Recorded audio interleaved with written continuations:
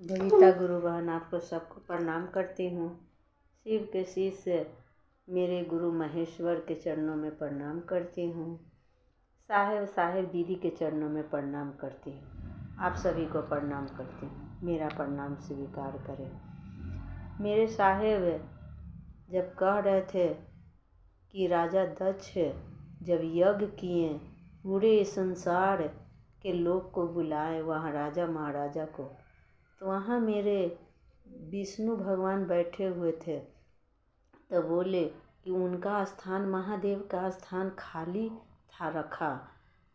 तब जाके परमात्मा भी बोल रहे थे, सब भी जितने देवता सब आए हुए थे, तब कहें कि महादेव को क्यों, तब बोलते हैं राजा दक्ष कि उस अघोरी तपस्वी को मैं नहीं बुलाऊंगा।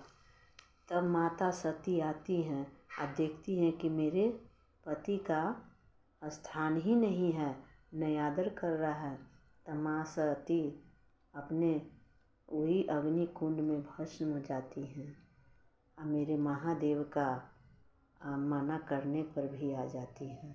तो उस महादेव ईश्वर है, वो ज्ञान के देता है, मुक्ति दाता है और शक्ति दाता भी है। तंत्र देव है और मंत्र के भी देव हैं। अघोरेश्वर है, कपिलेश्वर है और महामृत्युंजय हैं। उस मृत्युंजय को खुद ही वो चाहे हैं कि ज्ञान के रूप में जनमानस जाने। तो ज्ञान हम लोग को मांगेंगे तभी मिलेगा। उनको ईश्वर रूप को ज्ञान के रूप में बोलेंगे कि हे शिव, आप मेरे गुरु हैं, मैं आपका शिष्या हूँ, मुझ शिष्या पर दया कर दीजिए। शिष्य और गुरु के भाव रखेंगे। जब गुरु स्कूल खुलता है तो वहाँ बच्चा नहीं जाएगा, तो उस गुरु को क्या होगा। तो सही जब हॉस्पिटल है तो वहाँ मरीज भी होगा। और जब सिलाई दर्जी है तो वहाँ कपड़ा सिलाने जाएंगे। तो गुरु तो अपने शिष्य को खोजते रहते हैं, जैसे डॉक्टर अपने मरीज को खोजता है, और से गुरु अपने शिष्य को खोजते हैं। तो उस गुरु को हम लोग ज्ञान मांगे, अपने गुरु से ज्ञान देने के लिए वो तत्क्षण तैयार हैं, लेकिन ज्ञान मांगते नहीं हैं।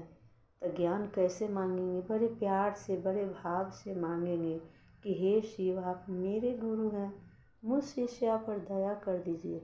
ये साहेब और साहेब दीदी का 3 सूत्र दिया हुआ है।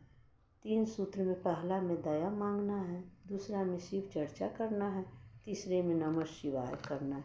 फिर से आप सभी को प्रणाम करते, मेरा प्रणाम स्वीकार करें।